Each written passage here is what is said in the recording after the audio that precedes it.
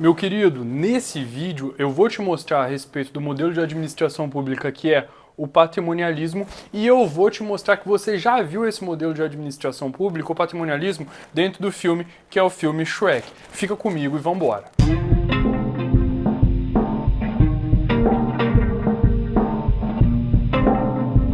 Fala, meu querido, tudo bem? Matheus de Andrade aqui. Vamos trabalhar um pouco a administração, né? Vamos trabalhar um pouco hoje a respeito dos modelos que são os modelos de administração pública. Hoje a gente vai falar um pouquinho a respeito do patrimonialismo, lembrando que são 3 modelos de administração pública: patrimonialismo, burocracia e gerencialismo. Beleza, a gente vai trabalhar com o filme que é o filme Shrek, e a gente vai trabalhar com esse filme, basicamente, se você já assistiu Shrek, você sabe o que é o patrimonialismo, embora isso não seja consciente, está na sua memória, mas a gente vai descortinar isso devagarzinho. Vamos lá. A primeira característica do patrimonialismo é o que? Basicamente, o patrimonialismo ele vai ocorrer dentro de um estado que é um estado absolutista, ou seja, o patrimonialismo ele acontece em um estado em que há um poder absoluto, há um rei, há um monarca. Lembra no Shrek que a gente tem basicamente 2 figuras que a gente vai visualizar elas muito ao longo do filme? Uma figura que é um Lorde, que é o Lord Farquaad, e outra figura que é o pai da Fiona. Ele é um rei, exatamente essa ideia. E aí a gente tem uma forma de estado, monarquia, e a administração pública vai ter uma forma que é o patrimonialismo, exatamente essa ideia. E a ideia do absolutismo é o que? Basicamente, todos os poderes estão concentrados na mão de um rei, e aí a gente tem até a frase do Luís XIV que vai falar: o Estado sou eu, exatamente essa ideia. E aí a gente tem basicamente o que?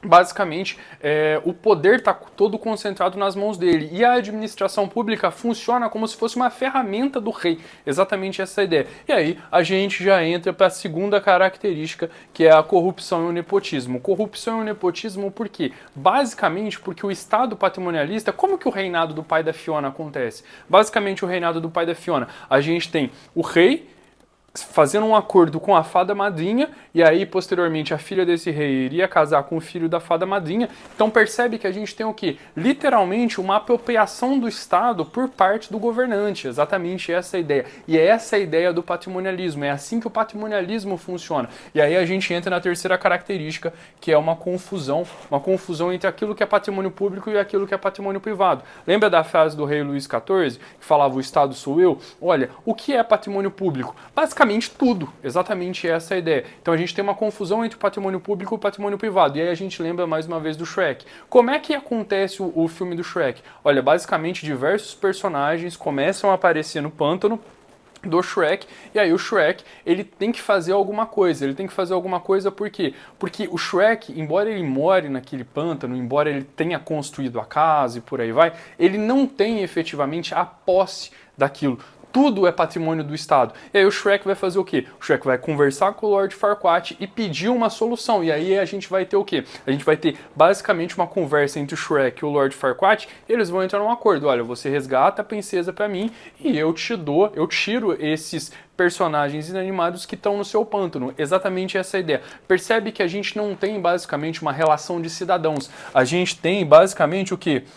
Uma relação de súditos e troca de favores, exatamente essa a ideia, né? E aí a gente vai ter essa construção ao longo basicamente de todo o filme. E por fim, a gente tem vínculo às pessoas e não às instituições. Lembra o Shrek? Ele foi conversar com o Lord Farquaad por quê? Porque literalmente era quem podia resolver o problema que ele tinha, exatamente essa a ideia. Então a gente percebe, mais uma vez, que o patrimonialismo ele está incrustado dentro desse território que o Shrek está, bem como no reino, que é um reino tão distante, que é a origem da Fiona. E no Brasil? No Brasil, a gente visualiza esse patrimonialismo? Olha, a gente lembra, por exemplo, de 1500. 1500 a gente tem, entre aspas, o descobrimento do Brasil. E aí a gente tem a formação das capitanias hereditárias. E as capitanias hereditárias era basicamente a transferência do modelo patrimonialista português para o Brasil. Transferência do modelo patrimonialista português para o Brasil, por quê? Basicamente porque a gente tinha partes de um território confiado a uma determinada pessoa,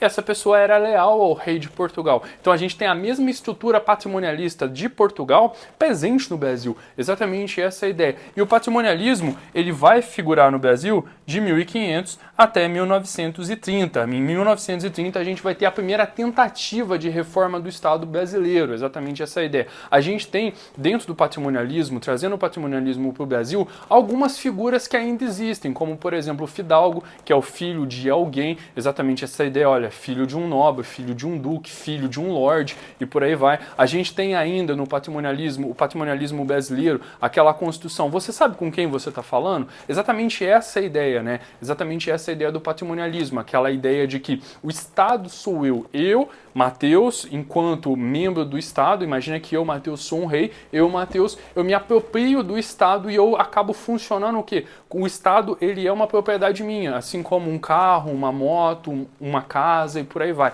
Exatamente essa é a ideia do patrimonialismo. Essa ideia do patrimonialismo, essa confusão entre patrimônio público, patrimônio privado, essa presença de corrupção, nepotismo, não ausência de cidadania. E todas essas características do patrimonialismo, eles vão começar a serem quebrados, exatamente essa ideia. Mas a gente tem a primeira reforma em 1930, que vai dar origem à burocracia. Mas isso já é assunto para o próximo vídeo, exatamente essa ideia. E bem, gente, se você gostou, se você chegou até aqui, né, obrigado, se você assistiu até aqui. Se você gostou, deixa um like. Se você não gostou, não tem problema não, pode deixar um dislike. Só me conta por que você não gostou, que eu prometo melhorar nos próximos vídeos. É isso, gente. Valeu!